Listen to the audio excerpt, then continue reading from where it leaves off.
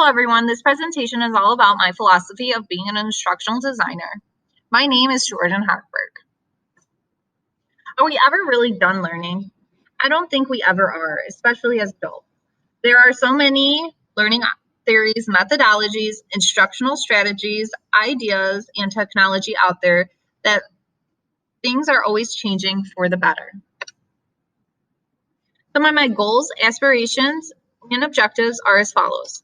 When I create a course, I want to create a course that I would want to be a student in.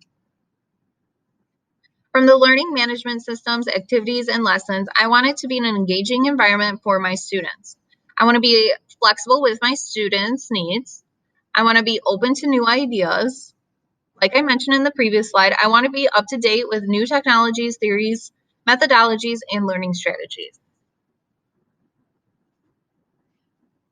I also want my classroom to have technology integrated in the course in a meaningful way.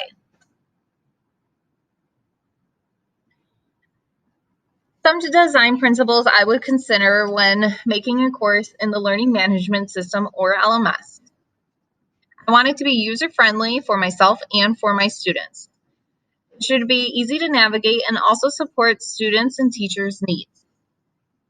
For instructional strategies, I want there to be scaffolding, chunking, self-reflection, and evaluation within the course.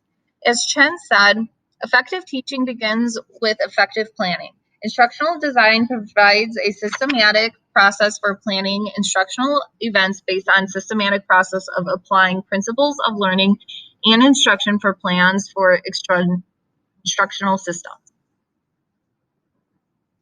Going off that, I want to especially talk about the mathematics classroom. In a math classroom, the topics build off of one another.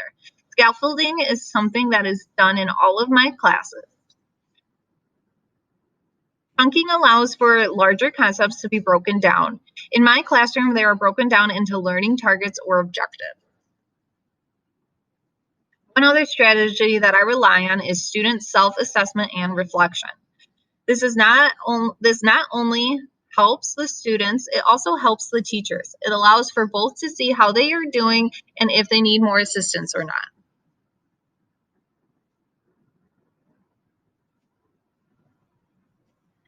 There are a lot of learning theories out there. I am constantly changing what works best in certain courses because I think of what is best for my students that I have. One learning theory that merges with what I believe in most is constructivism. In constructivism, students construct their own learning. This means that the class is student-centered and memorization won't get you far. Students need to construct their own understanding of the material, and constructivism is also about self-reflecting, scaffolding, and being flexible.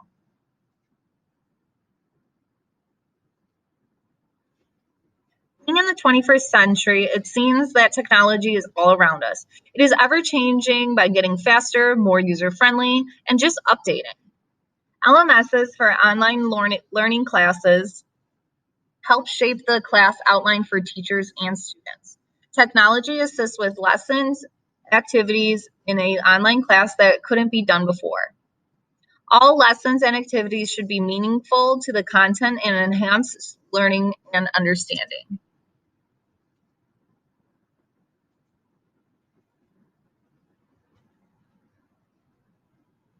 Technology also allows more students to learn. Online classes can be done all over the country from a computer, tablet, and even a mobile device. This opens opportunities for those who can't attend a 8 to 3 school day in person. I have a quote down below about technology. So, using technology to achieve a range of goals, improving student motivation, understanding the prior knowledge, including the misconceptions of subject matter they bring to the learning context, constructing engaging activities that advance their cognitive development and knowledge, developing and implementing assessments that measure change and growth. How do I assess my learners? Using a variety of formative and formative assessments. I rely heavily on formative assessments, whether that be quizzes, reflections, or just checking in on students. Reflections can teach me a lot about what students understand. Checking in on students tells them that I am here for them and helps build that safe environment. Some of his summative assessments are only done once a unit to test students' mastery over learning targets.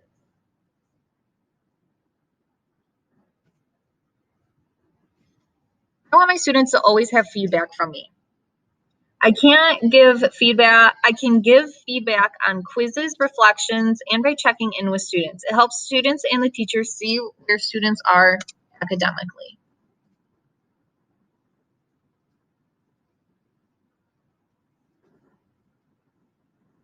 As an instructional designer, I feel I am always growing and will never stop. I grow by self reflecting on my teaching, courses as a whole, and design of everything. Some things in the design won't work, and that's okay. You just have to learn and grow from it. One way I grow is I connect with other instructional designers. They can share ideas and knowledge with me. I also want to be learning from old material and building my knowledge with new material. When I grow, it allows for my students to grow too.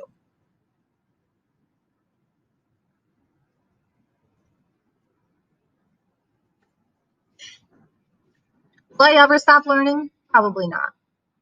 When I stop learning, then that is when I fail as a teacher and an instructional designer.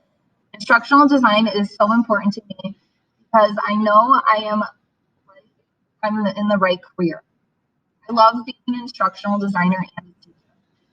Being able to create something for my students and seeing them be successful is all worth it. As Rector said, I continue to explore the meaning of instructional design in context of science and technology. Thank you, everyone.